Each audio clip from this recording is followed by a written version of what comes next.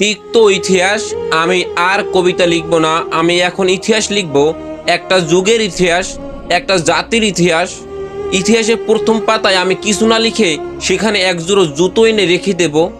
সেই জুতো যেগুলো মানুষ চুরি হয়ে যাওয়ার ভয়ে উপাসনা করার সময় উপাসনালয়ের ভেতরে নিয়ে রাখতে হয়। পরবর্তী প্রজন্ম এগুলো দেখেই বুঝতে পারবে আমাদের চরিত্র কেমন ছিল। আমি গ্রামের বাজারে গিয়ে 10 জন গৃহস্থের কাছ থেকে 10 কেজি দুধ কিনে এনে রেখে দেবো এখানে। আমি জানি রহস্য উদ্ঘাটনের জন্য মানুষ এগুলোকে রান্না করা শুরু করবে।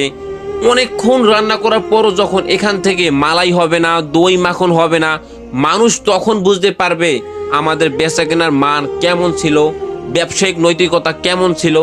বর্তমান সময়ের সবচেয়ে সুন্দর ও চাকচিক্যময় কিছু উপাসনালয়কে আমি রেখে দেবো এর ভিতর। ইতিহাসের পাঠকরা যখন দেখবে উপাসনালয়গুলো সোনা রূপা মোড়ানো, আর উপাসনালয়ের সামনে বসে থাকা বিজ্ঞদের কারো মুখে খাবার নেই, কারো গায়ে পোশাক নেই, পাঠকরাও তখন আমাদের ধর্মীয় জ্ঞান এবং গোড়ামি দুটো সম্বন্ধেই পরিষ্কার ধারণা লাভ করতে পারবে। আমি টাটকা নতুন কয়েকটা 100 টাকা নোট এনে ইতিহাস বইয়ের পাতার সাথে গেঁথে রেখে দেব। এটা দেখে পাঠকরা প্রথমে কিছু বুঝতে পারবে না, ভালো করে উল্টে পাল্টে দেখার পর তারা লক্ষ্য করবে যে প্রতিটা টাকার এক কোণা পোড়া।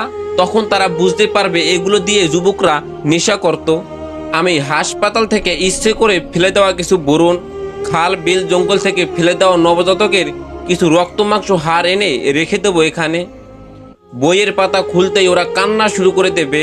ওরা চিৎকার করে বলবে আমরা নির্দোষ ছিলাম, আমাদেরকে অন্যায়ভাবে হত্যা করেছিল ওরা। ওদের কথা শুনে জ্ঞানী মূর্খ সবাই আমাদের বর্বরতা সম্বন্ধে অনুমান করতে পারবে। বন্দি সহ আস্ত একটা জেলখানা এনে আমি রেখে দেব এর ভেতর। মানুষেরা যখন দেখবে এর ভেতরে কোনো অপরাধী নেই, আছে শুধু রাজনীতির প্রতিহিংসার শিকার এবং ক্ষমতাসীনদের চক্রান্তের শিকার কিছু নিরাপদ মানুষ, তখন বুঝতে পারবে আমাদের রাজনৈতিক অবস্থা এবং বিচার ব্যবস্থা কেমন ছিল।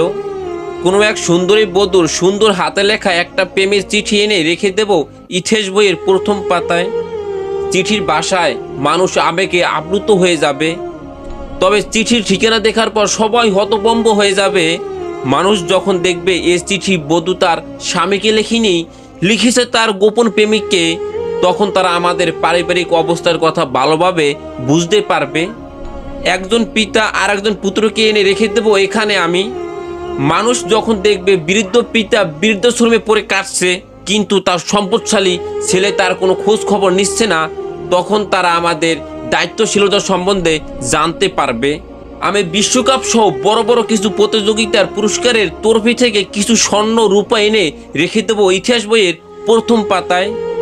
ইতিহাসের পাঠকরা যখন দেখবে দুনিয়া জুড়ে অসংখ্য মানুষ খাদ্য পানীয় এবং চিকিৎসার অভাবে ভুগছে, কিন্তু মানুষরা এদিকে দৃষ্টিপাত না করে সবাই প্রতিযোগিতার ট্রফি নিয়ে কারাকারি করছে, পাঠকরা তখন আমাদের বুদ্ধি বিবেকের জীর্ণতা ও রুগ্নতা সম্বন্ধে ধারণা করতে পারবে।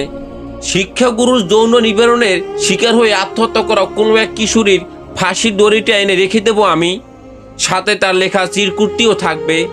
ইতিহাস পাঠকরা চিরকুটটি পড়ে যা বোঝার তাই বুঝবে। রাস্তার ধারে পড়ে থাকা মা হয়ে যাওয়া পাগলিটাকেও আনবো আমি। ইতিহাস পাঠক পাগলির পেটে থাকা বাচ্চার সন্ধান না পেয়ে বুঝতে পারবে সেই যুগে নারীর ইজ্জত কতটা নিরাপদ ছিল। সর্বশেষ পাতায় আমি আমার কলমটাকে রেখে দেব।